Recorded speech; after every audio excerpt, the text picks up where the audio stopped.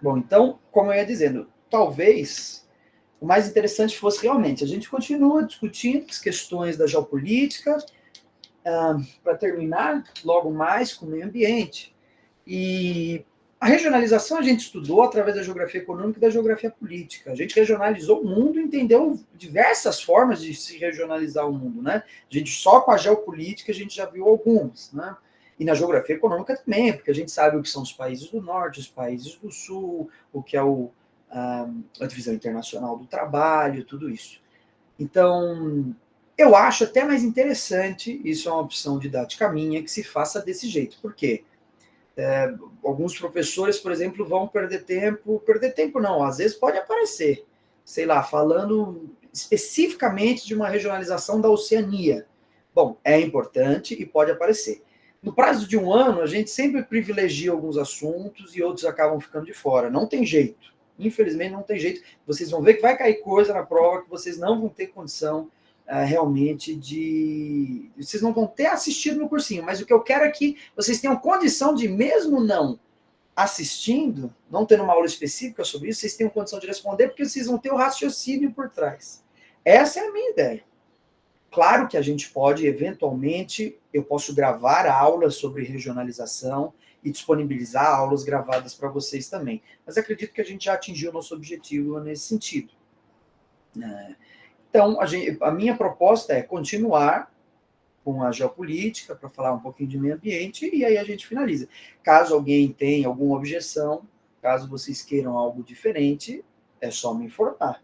Porque, inclusive, eu acredito que vocês que têm o poder dentro do cursinho, né? Vocês que têm que se organizar e falar, não, a gente prefere desse jeito, vamos parar por aqui a geopolítica, começa outra coisa, e aí a gente vai se organizando.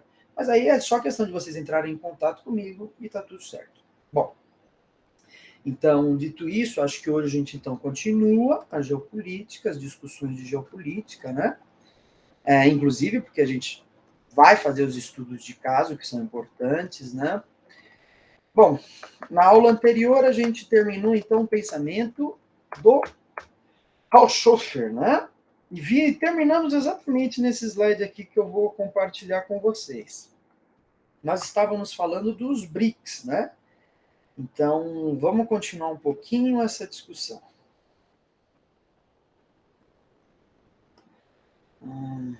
Tá compartilhando aí. Deixa eu só.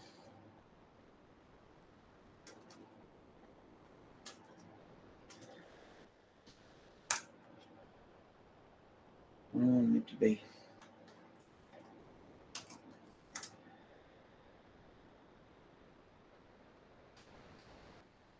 Bom, vamos lá então. Bom, a gente tinha parado aqui, a gente estava discutindo exatamente a questão das pan-regiões. Né? Bom, a OTAN, o Centro e a SEATO, elas estão no contexto daquilo que a gente também estudou como o Rimland. Né? Quer dizer, são essas regiões, são na verdade essas organizações, né? Que são organizações de cooperação militares, né? Que tem essa ideia de fazer um cerco, de ter uma certa hegemonia sobre a Rimland.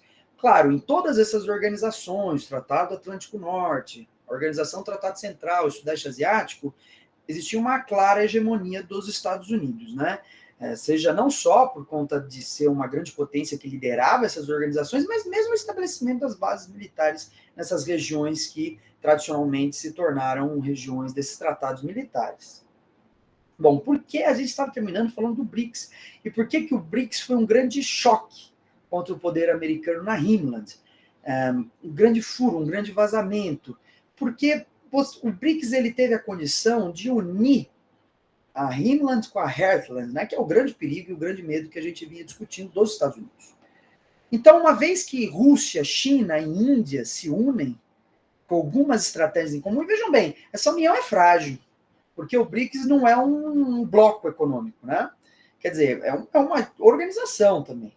Então não é um bloco econômico, não é uma região aduaneira, até porque uma região de livre comércio com a China seria extremamente desastroso, né? Que é uma grande potência econômica. Mas é um acordo que tem alguns fins específicos, ou seja, o BRICS é a idealização, né, a concretização, para ser mais exato, da união desses grandes países ditos emergentes ou subdesenvolvidos que se unem com esses objetivos, né, de fazer frente ao poder internacional. E são países extremamente poderosos, apesar de não serem exatamente considerados desenvolvidos. Nem a China é considerada desenvolvida, né? Então, você tem a Rússia, China, a Índia, Brasil e África do Sul. O que se pensou? É mais ou menos a ideia de pegar uma grande potência de cada região. A única que ficou meio que de fora foi a Oceania, né? Onde você teria talvez a Austrália, mas a Austrália já é considerada um país desenvolvido, né? Bom, por que é um grande furo? Justamente por causa dessa organização. Ou seja, você deu um poder de união muito grande naquela região que fez um baita de uma frente contra o poder norte-americano, né? Então, nesse sentido que a gente pode pensar o BRICS. E daí surgem os críticos do BRICS, como o professor André Martin, que eu já conversei com vocês, é professor de geopolítica da USP, não é um cara realmente pequeno no Brasil, ele quase tudo que se produz de geopolítica passa pelo nome dele, pelo menos as grandes e importantes publicações, né, as mais vendidas, são sempre organizadas por ele, os seus alunos, tudo mais, né? Então, a grande crítica do André Martin via justamente nesse sentido. Poxa, o Brasil idealizou o BRICS, na verdade o BRICS surge primeiro como IBAS, né? Era Índia, Brasil e África do Sul. Depois virou BRICS, né? E foi iniciativa do governo brasileiro, né? O Lula organizou muito dessas conversas, né? Que levaram mais tarde à formação do BRICS. E justamente, então, a gente pode pensar a crítica do André Martin nesse sentido. O Brasil não teve noção do poder com o qual estava lidando, né? Quer dizer, o Brasil causou um grande impacto na hegemonia norte-americana, na Highland, e não se deu conta de que haveria retaliação do governo norte-americano. Ainda mais porque, se a gente pensar agora com a pan-região, que a gente já tem condição de pensar, o Brasil está dentro dessa pan-região norte-americana, quer dizer, está diretamente ligado ao poder norte-americano, que pensa esse território como uma pan-região, ou seja, para os Estados Unidos decidir intervir no Brasil é muito fácil. Na verdade, em qualquer lugar do mundo, como a gente vai ver com as guerras híbridas, isso se tornou muito fácil. Mas principalmente nas Américas, os Estados Unidos não pode de jeito nenhum perder a sua hegemonia. Então, nesse sentido, a gente pode pensar isso. Um outro autor, que eu não me lembro se eu coloquei aqui, mas a gente pode citar, o José William Vicentini, também brasileiro, classifica o Brasil, por exemplo, como um país subimperialista na América do Sul. Quer dizer, é um país que age por mandato, através do poder norte-americano, ciclicamente. Né? Quer dizer, a gente tem ainda períodos, né, de conflito com os poderes centrais, como foi o governo Lula, né, o governo PT, era um governo onde você tinha já um distanciamento, uma busca de uma certa soberania, uma aproximação com a China, né, e você tem outros momentos, como o governo Bolsonaro, onde você se aproxima muito dos Estados Unidos. O outro autor que a gente vai ver, o Agustín Cueva, também vai explicar um pouco dessa dinâmica, explicando o que foi a passagem do multilateralismo para o unilateralismo norte-americano. Vocês percebam que muito das nossas aulas de geopolítica está sendo para falar dos Estados Unidos e da China e da Rússia. Claro, são as grandes potências do globo. E aí uma pergunta que a gente tem que fazer e que é bom que vocês pensem. A Guerra Fria acabou realmente? Né? Qual que era a ideia da Guerra Fria? Era uma disputa que era apenas ideológica, né? Ela continua até hoje, como que ela continua, né? Também é muito interessante pensar nessa perspectiva, porque muitos autores vão defender que ela ainda continua, né? O Muniz Bandeira, também pensador brasileiro, defende, ele tem inclusive um livro chamado A Segunda Guerra Fria, para explicar justamente isso. Mas tudo isso a gente vai dando, né, uma polida para entender melhor. Então, vejam isso, a passagem do IBAS para o BRICS, né, já representou um grande afronte, né, um grande conflito com os Estados Unidos, que então causou, na visão de certos autores, uma certa alteração na política nacional através de intervenções estrangeiras, como a gente vai ver. Tá? Bom, é isso, acho que a gente já tem condição de começar. O Brzezinski, né? São os grandes autores da geopolítica que a gente está vendo, para ver depois alguns desdobramentos, né? O Mackinder é o maior, talvez, né? O Spykman, o Karl Hochschoffer e o Brzezinski, inclusive, são esses os autores que vocês têm acesso naquele livro, Quem Tem Medo de Geopolítica. Agora a gente vai entrar em alguns outros autores também, que é interessante a gente conversar. Bom, o Brzezinski ele foi um dos idealizadores dessa questão das zonas de contenção também. Então ele foi um grande defensor disso daqui que a gente vê aqui atrás, né? Ele foi, se não me engano, ele teve um cargo muito importante relacionado à defesa e segurança norte-americana durante o governo de Jimmy Carter, né? O Jimmy Carter, se não me engano, ele sai em 81 do governo dos Estados Unidos, né? Ele pega a crise da Revolução Islâmica no Irã, o que gera um abalo gigantesco, né? E acaba perdendo a reeleição. E ele é um grande geopolítico norte-americano. Por isso que a gente também traz ele para pensar aqui. Bom, primeiro acho que a gente vai falar dos Balcãs euroasiáticos, para depois começar a falar um pouco dessas zonas de contenção. Mas, na verdade, é interessante notar que o Brzezinski ele produziu muito e pensou muito a Guerra Fria, né? E a ideia do Brzezinski em relação à Guerra Fria, entre o conflito Estados Unidos e Rússia, era o seguinte: a melhor coisa a se fazer é não fazer nada. É mais ou menos essa a ideia. Não é exatamente não fazer nada, né? Quer dizer, qual era a ideia do Brzezinski? Os russos, a União Soviética vai naturalmente acabar. A gente é um fato, né? Já está determinado na história. Por quê? O Brzezinski reconhecia que a União Soviética era um grande poder militar, mas não era um grande poder econômico. Tinha uma parcela econômica, mas os Estados Unidos era mais forte. Não era um grande poder econômico e não era um grande poder cultural, né? Então, o Brzezinski, analisando a situação do tabuleiro geopolítico do mundo, chegou nessa conclusão. Poxa, acredito que a União Soviética, com o tempo, irá realmente entrar em colapso. O que nós, norte-americanos, precisamos fazer até lá? Impedir que seu poder se propague pela Rhineland e pelo resto do mundo. Então, daí uma série de guerras, uma série de conflitos que foram travados ainda nesse sentido, né?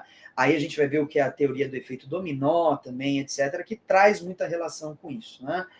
As zonas de contenção surgem exatamente nesse contexto, então, na ideia de que, bom, precisamos apenas conter, não precisamos invadir o território russo e derrotá-los, eles vão se derrotar sozinhos. Bom, a história provou que talvez isso tenha sido um pouco verdade. A União Soviética realmente colapsou, e colapsou por grandes problemas, grandes crises econômicas, né? Agora, isso não quer dizer que a Guerra Fria não acabou. E talvez essa seja uma brecha nas ideias do Brzezinski. Quer dizer, ainda é necessário que se continuem essas zonas de contenção. Nesse sentido, a gente já falou um pouco das zonas de contenção, já pode ir para essa ideia dos Balcãs asiáticos. Por quê? A ideia dos Balcãs asiáticos está dentro da ideia dessas zonas de contenção, ou seja, fazer uma série de intervenções, uma série de ataques, uma série de, enfim, ocupações ao longo da Rhineland para impedir a propagação do governo soviético, né? Bom, então vou ler uma citação aqui do Brzezinski para vocês, né?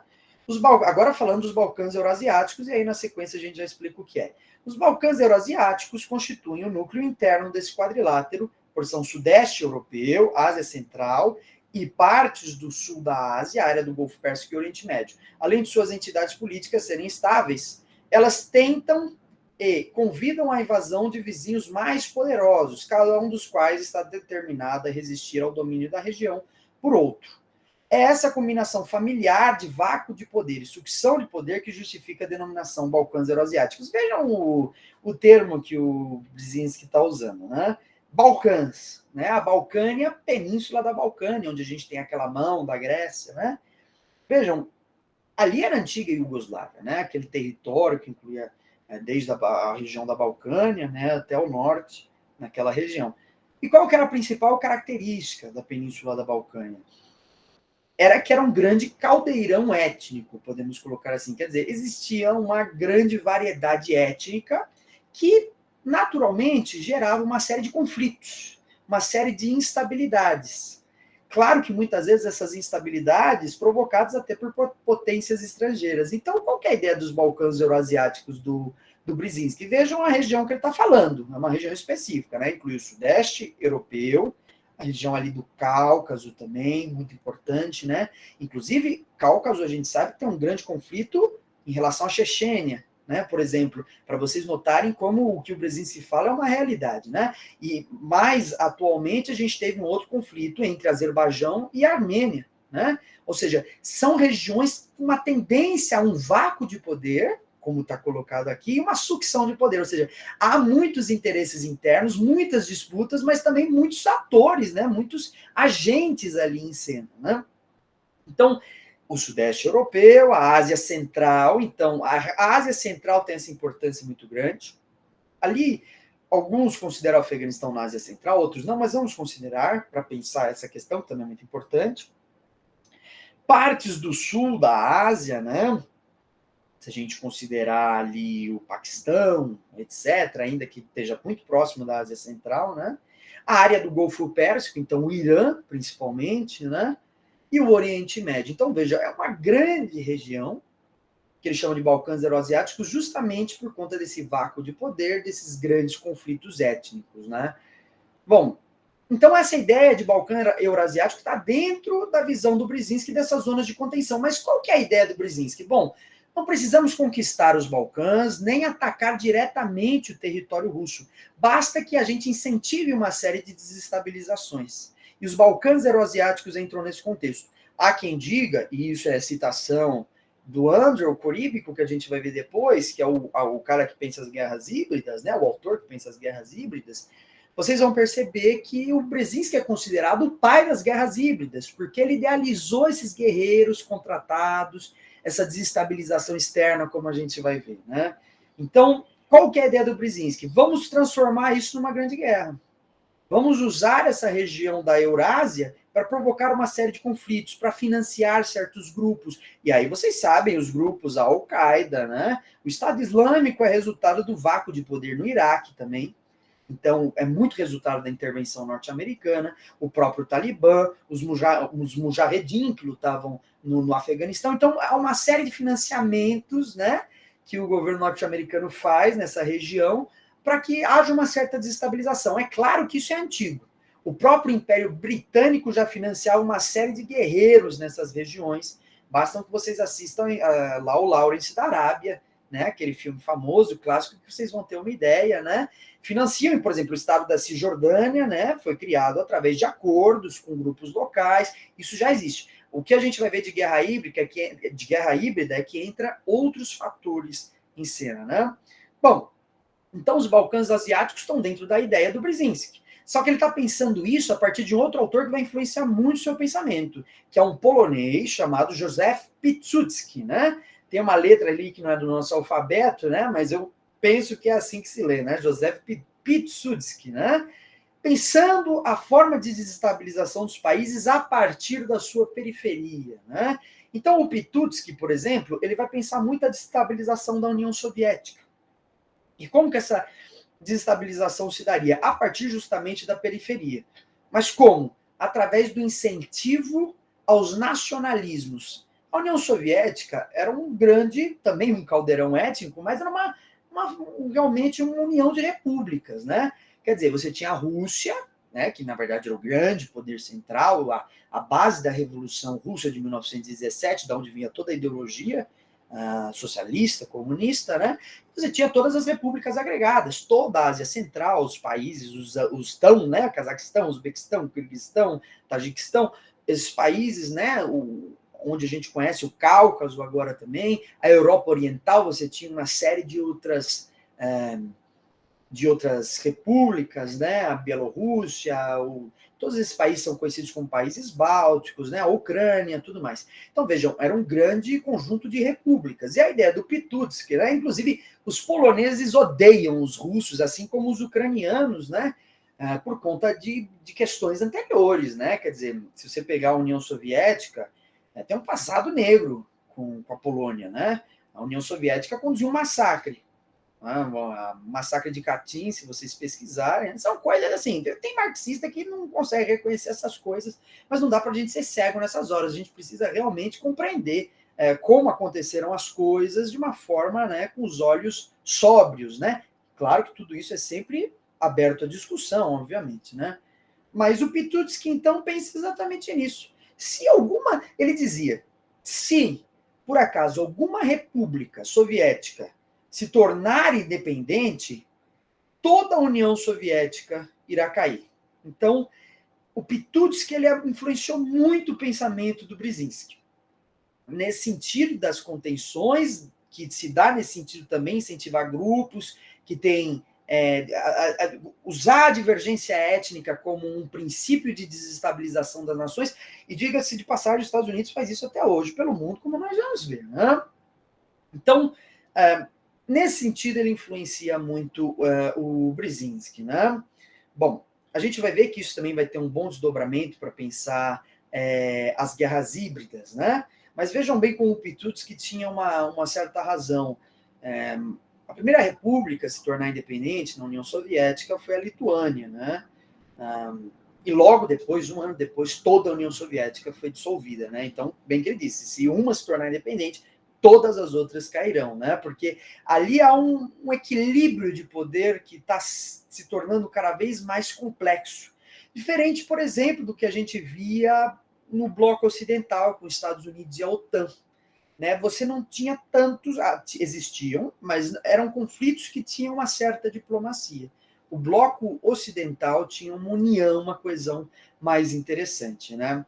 Até porque a cultura ocidental se propagou quase que como uma cultura única, né? Claro que a gente vai ver que isso daí também é uma coisa complicada e que a gente vai fazer certas críticas, né? Bom, então é isso, né? Então, opa, a Camille está perguntando aqui. Ah, não, Camille, vamos lá ver, ó. Otase e SEATO, né? Não, perdão, Organização do Tratado do Sudeste Asiático, né? OTAN, Centro e SEATO. Eu falei Otase em algum momento? Acho que Otase também é usado, né? É que tá ali no slide, prof. Otase. Ah, tá. Então, eu mesmo coloquei. Não, tá certo, exatamente. Otase também é usado. Pode considerar nesse sentido. Sem problema. Bom, é isso. Então, bem observado aí, Camille. Obrigado aí. Bom, continuando. Então, a gente já viu a base do Brzezinski e do Piłsudski. Claro, a gente está pegando essas teorias porque, por fim, eu quero aplicá-las. Então, a gente vai falar de Venezuela no final dessa aula da aula de geopolítica. Eu vou falar, bom, a partir da teoria das pan-regiões, do Rochofer e do Agustín Cueva, a gente pode pensar isso, isso e isso, e vocês têm que ter condição de compreender tudo isso. A gente está criando a teoria, aquilo que a gente chama de geografia geral, para ir para a geografia regional fazer o estudo aplicado, né? Então, vamos lá. Agora a teoria do efeito dominó. Bom, isso daqui também é uma teoria, né, que acaba... Talvez é uma teoria mais pop até, né? Geralmente as pessoas conhecem essa teoria, né? Mas qual que é a ideia? É muito comum essa teoria na Guerra Híbrida, mas ela continua muito... Na Guerra Híbrida não, na Guerra Fria, e ela continua muito atual, né? Por isso que a gente pode até pensar que a Guerra Fria nunca acabou, né? Bom, vejam o seguinte. Vamos ver já como ela influenciou certas questões regionais. O que é o efeito dominó? Bom, você derruba uma peça, todas as outras peças caem. Ok? O que isso quer dizer? Que o socialismo, a ideologia da União Soviética, a ideologia comunista, se propagaria como um efeito dominó. Quer dizer, basta um país ceder ao domínio soviético que todos os seus países do entorno também cederão. E, naturalmente, numa progressão, todo mundo pode se tornar socialista. Então, qual que é a ideia? O efeito dominó gera essa ideia, e, por outro lado, os Estados Unidos pensa como conter isso, como impedir isso. Bom, para a gente conter o efeito dominó, basta tirar uma peça. Se você tirar uma peça, simplesmente o resto não continua caindo. Como que se faz isso? Intervindo militarmente. É o caso, por exemplo, da Guerra da Coreia, né? Ou seja, a Coreia se torna um governo socialista. Então, temos que intervir na Coreia do Sul, fazendo financiamentos, porque o risco que isso se propague pelo Pacífico é gigantesco. Isso também está muito dentro da ideia das zonas de contenção. Né? Quer dizer, ainda estão pensando muito no Brzezinski aqui, no sentido de que precisamos conter o tempo todo, não necessariamente ocupar, mas conter. Né? A Guerra do Vietnã, um outro exemplo famoso. Né? Então, toma essa materialidade nesses conflitos regionais. E talvez uma das questões mais interessantes envolvendo a teoria do efeito dominó foi justamente o Plano Condor na América Latina. Né? Quer dizer, o que é esse Plano Condor? Alguém já ouviu falar desse Plano Condor? Alguém tem ideia do que foi?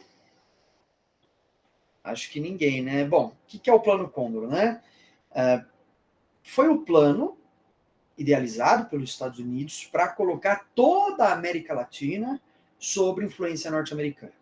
Então, existe um período do século XX, ali entre os anos 60 e 80, onde a gente tem uma série de regimes autoritários na América Latina. Tudo isso... então, Kelly, já juntando com a história ainda. Tudo isso está dentro dessa teoria do efeito dominó. Quer dizer, Cuba se tornou um regime socialista, já é um perigo. Já precisamos conter. Ainda bem que estão numa ilha e que a gente controla grande parte ali do Caribe ainda, né? Mas ainda precisamos conter. Quando governos populares com tendências socialistas começaram a surgir democraticamente, não por meio de golpes ou revoluções na América Latina, se idealizou esse plano Condor. Quer dizer, os Estados Unidos vai intervir para impedir que esses países se tornem socialistas ou, enfim, até populistas, né? Quer dizer, o próprio caso do Brasil é exemplar. O governo brasileiro, João Goulart, cai por quê? Porque ele quer fazer uma reforma agrária, né? O próprio Jânio Quadros, ele apertou a mão do Che Guevara, tudo mais, mas não falou em reforma agrária, né? Agora, o Jango, quando falou em reforma agrária, bom, isso daí é socialismo, a gente tem que intervir, então.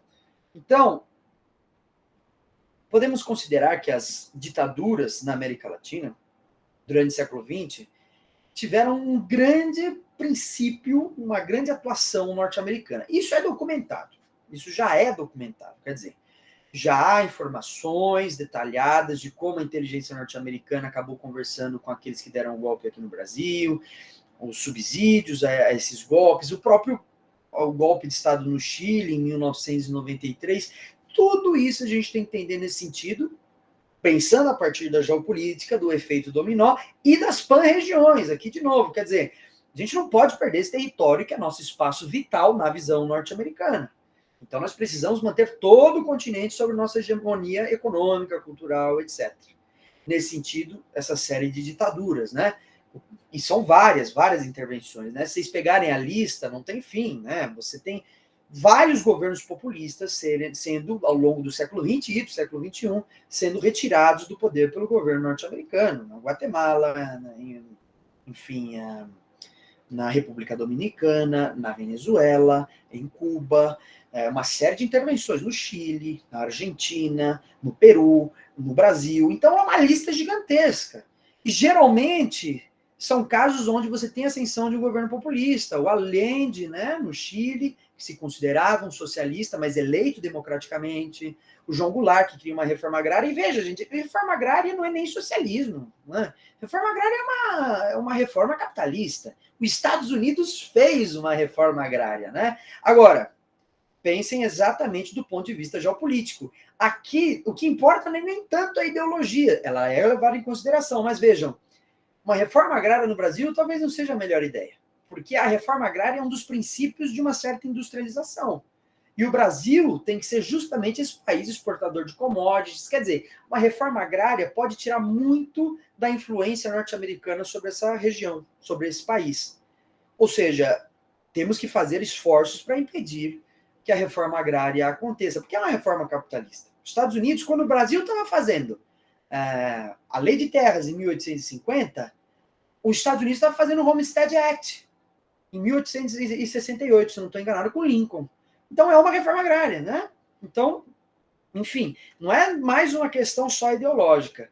O que seria ideal, então, nessa disputa, acho que você está perguntando em relação à disputa, Kelly, o que motivou, na verdade, são justamente esses princípios da hegemonia norte-americana, né? Quer dizer, a ideologia é muito importante, a gente tem que considerar ela fundamental, mas a América Latina, lembra lá da citação do Spykman, de que as economias latino-americanas têm que ser continuamente destruídas para que os Estados Unidos se tornem a hegemonia do continente? É a mesma coisa aqui.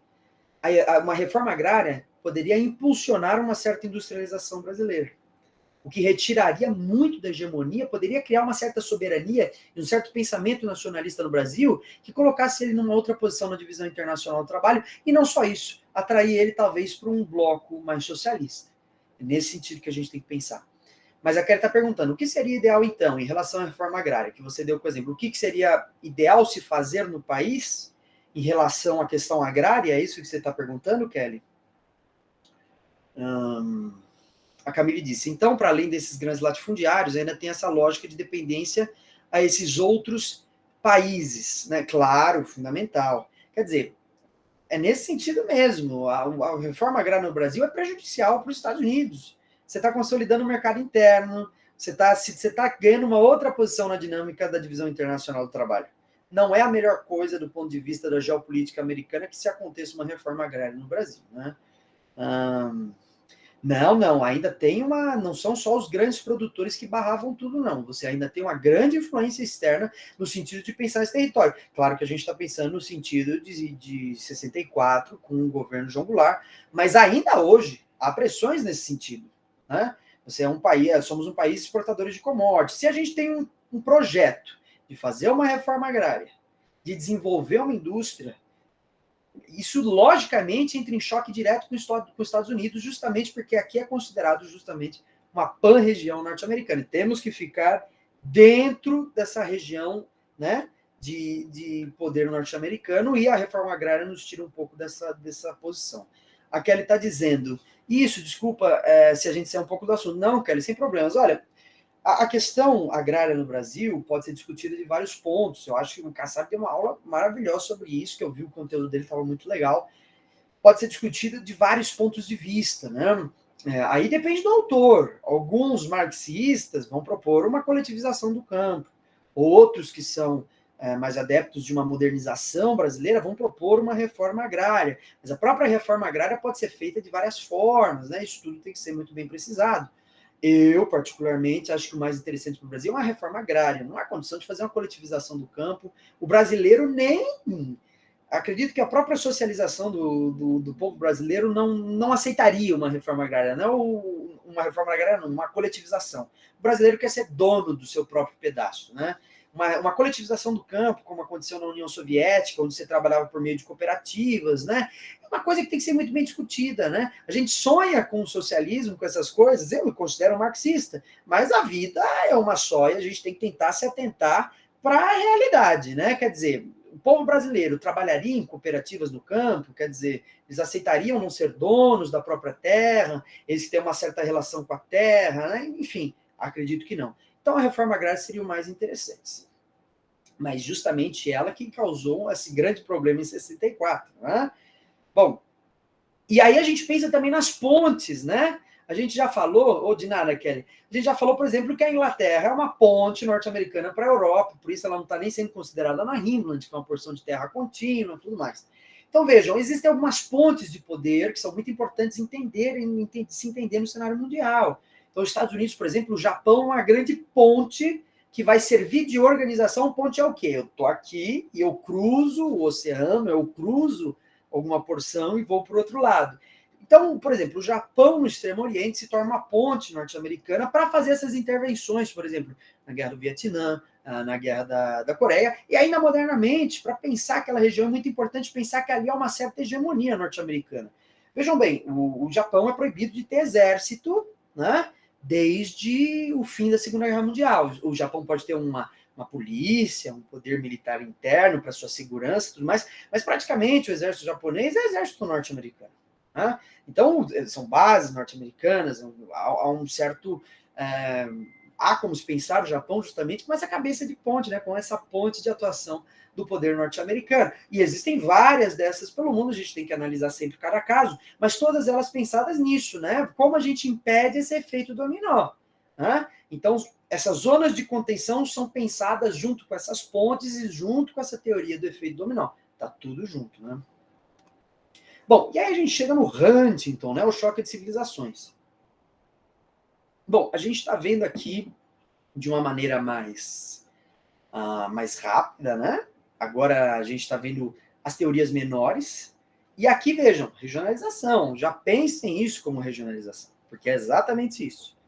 Vejam como o Samuel Huntington pensa o mundo. Então a gente veio discutindo uma série de autores, né? O último agora que a gente viu, que é o Brzezinski e o Piłsudski, né?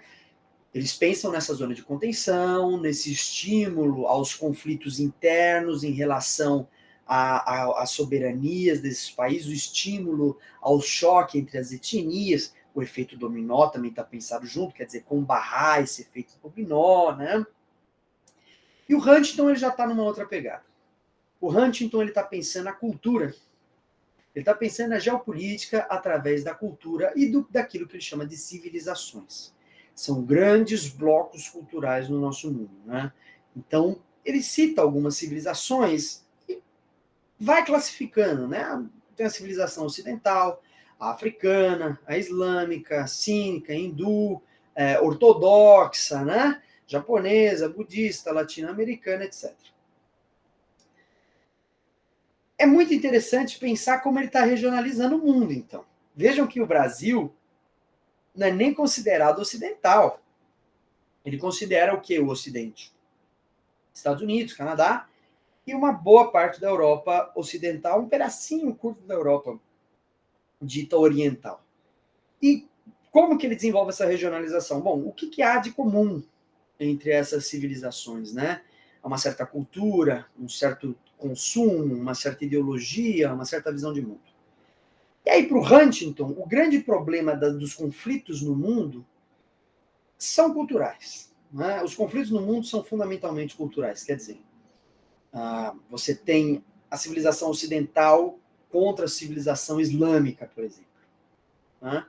Você tem as civilizações nas suas fronteiras entram naturalmente em conflitos por conta dessas divergências. Bom, aí a gente pode fazer nossas críticas, né? O Huntington ele é um ideólogo norte-americano, ele está alinhado com a Casa Branca, ele pensa a partir do poder norte-americano da projeção desse poder no mundo. Existem algumas críticas que a gente pode fazer em relação a essa regionalização. Por exemplo, como ela mascara tudo mais de fator econômico que existe, né? Quer dizer, a guerra entre americanos e islâmicos é simplesmente cultural, não tem nada a ver com o petróleo, não tem nada a ver com aquela região que tem uma importância geopolítica gigantesca. É uma forma de mascarar uma série de conflitos, né? Ou seja, é convidativo e a gente não pode nem dizer que não é exatamente assim. Há um fator cultural importante, mas não é apenas isso, né? O Huntington também, nos seus textos, eu posso até mandar para vocês, tem um tom bem racista, sabe? Para pensar o próprio Estados Unidos, né? E, claro, quando a gente olha a regionalização do Huntington, a gente não pode olhar sem se sentir incomodado. Não tem condição. Quer dizer, os Estados Unidos está nessa civilização ocidental, tá bom. Tá. Mas Estados Unidos é exatamente ocidental? Quer dizer, os Estados Unidos é um grande conjunto de grupos. Né? Você tem uma grande parte de população negra nos Estados Unidos, que recebeu muitos escravos, escravizados, né, nos Estados Unidos. Você tem uma grande divergência étnica, o que é comum de países colonizados. Quando a gente olha o mundo nessa regionalização, existe uma certa homogeneidade que incomoda também. Quer dizer, é exatamente tão certinho assim, né? É exatamente essa divisão está exatamente clara. Ali a porção islâmica mesmo, né? Como que a gente pode entender? Então, ela também corre o risco de uma certa generalização que não existe. Né? Essa é a real. Né? Então, a gente pode pensar o choque de civilizações do Huntington como algo interessante para pensar os conflitos culturais, mas também pensando na ideia de que muito dessa regionalização foi usada no sentido de esconder certos conflitos, né? E justificar certos conflitos também, né? Quer dizer, bom, os islâmicos são realmente um povo realmente problemático, conflituoso, belicoso, então naturalmente vão ter guerras. Bom, dentro do próprio mundo islâmico há uma divergência gigantesca, né? Entre xiitas e sunitas já é um exemplo, né? Mas se vocês pararem para pensar, durante todo o período medieval mesmo, talvez o maior nível de conflitos dos islâmicos eram entre eles mesmos. Quer dizer, existiam muitos grupos com divergências, guerras, né? Talvez mais do que contra o Ocidente. Então, isso daqui gera uma certa desconfiança em relação à história, em relação à geopolítica. Pode ser utilizado, mas gera uma certa desconfiança. Né? Bom, Samuel Huntington, então, E aí a gente pode terminar falando do Kennedy, mundo norte e sul. Essa daqui já é uma regionalização conhecidíssima de vocês, né? Quer dizer, o mundo norte e o sul exemplifica o quê? Os critérios socioeconômicos, naturalmente. Ou seja, para você ser considerado uma potência do norte, você tem que estar dentro de uma economia capitalista mais avançada. É claro, você tem, por exemplo, países ali que ainda estão num aspecto de subdesenvolvimento, mas vejam como é interessante, né? Você tem toda a porção norte do globo, a linha vem dar uma puxada para pegar a Austrália. E o próprio nome Austrália já é conflituoso, né? A Austrália é terra do sul, austral, né? E, na verdade, ela é considerada do norte do mundo. Quer dizer, quando a gente pensa em norte e sul do mundo, a gente não pode entender exatamente como norte e sul geográfico, né? Como coordenada geográfica. A gente tem que entender como norte e sul geoeconômico ou geopolítico, né? Porque justamente indica essa divisão. Para o Kennedy, então, o mundo estaria dividido dessa forma, e os grandes conflitos também tenderiam a acontecer mais ou menos nesse sentido. O Sul se torna palco privilegiado, e veja que não está errado. Porque o que o mundo, o que o Norte hoje faz? Tenta colonizar o Sul. É isso, né? As guerras híbridas se desenrolam no Sul do mundo, né? A Primavera Árabe, a própria guerra híbrida que a gente teve no Brasil, na Venezuela, tudo isso tem se desenrolado no sul do mundo. Claro, essas potências já se estabeleceram nessas regiões, e agora, através disso que a gente chama de guerras híbridas, ou do imperialismo mesmo, a gente tem essa colonização do resto do mundo. Porque, claro, o Brasil é independente do ponto de vista político, a gente pode dizer, mas é uma colonização contínua do ponto de vista da sua geografia econômica, né? Então, é muito interessante pensar essa regionalização do Kennedy entre norte e sul para pensar uma série de conflitos que se estabelecem. E vejam, vocês não precisam trabalhar com uma regionalização ou com uma proposta geopolítica independente da outra. Você pode juntar, então, vamos pensar o mundo norte e sul junto com Huntington, para ver como que algumas coisas podem se encaixar, né? Como cada conflito no mundo, cada estudo de caso que a gente vai fazer, a gente vai invocar uma série de teorias, porque não é uma só que explica a realidade. E só do ponto da geopolítica mesmo. Então, quando a gente pensar em Venezuela, vão trazer todo esse arcabouço teórico, incluindo o mundo norte e sul. E hoje a gente já está pensando na China. A China ali ainda está nesse aspecto do sul, né? E é muito interessante pensar, então, essa regionalização em relação à geografia econômica mundial. Mas isso daqui já é uma regionalização bem conhecida de vocês, né? Bom, então a gente volta na aula que vem para falar da Agustín Cueva a respeito da fascistização da América Latina e, mais uma vez, falar um pouco do Plano Condor. Nessa parte da Agustín Cueva, o que a gente vai mais discutir é a passagem, nos anos 80, do multilateralismo para o unilateralismo norte-americano. Inclusive, os anos 80 é muito representado do fim da detente na Guerra Fria, e aí a gente traz para o estudo de caso da Guerra Fria, mais uma vez, entender o que é detente, né, etc. E aí o que nos resta? Agustín Cueva, o coríbico das guerras híbridas e acabou. Bom, então é o seguinte, na aula que vem a gente já vai terminar isso, já vai começar a parte de meio ambiente, a gente finaliza em meio ambiente e já vai para as revisões, beleza? Só falta então uma aula para a gente terminar tudo e começar as revisões. Claro, eu quero marcar algumas aulas extras para a gente falar de globalização, e aí quem quiser vir, vem, quem tiver paciência, vem, de qualquer forma elas ficam gravadas e a gente vai discutindo. Tá certo aí, pessoal? Tudo certo então? Então terminamos por aqui. Alguma dúvida, comentários? Opa, obrigado aí, Camille. Obrigado aí pelo elogio. É isso então. A gente se vê na semana que vem, vou parar a gravação.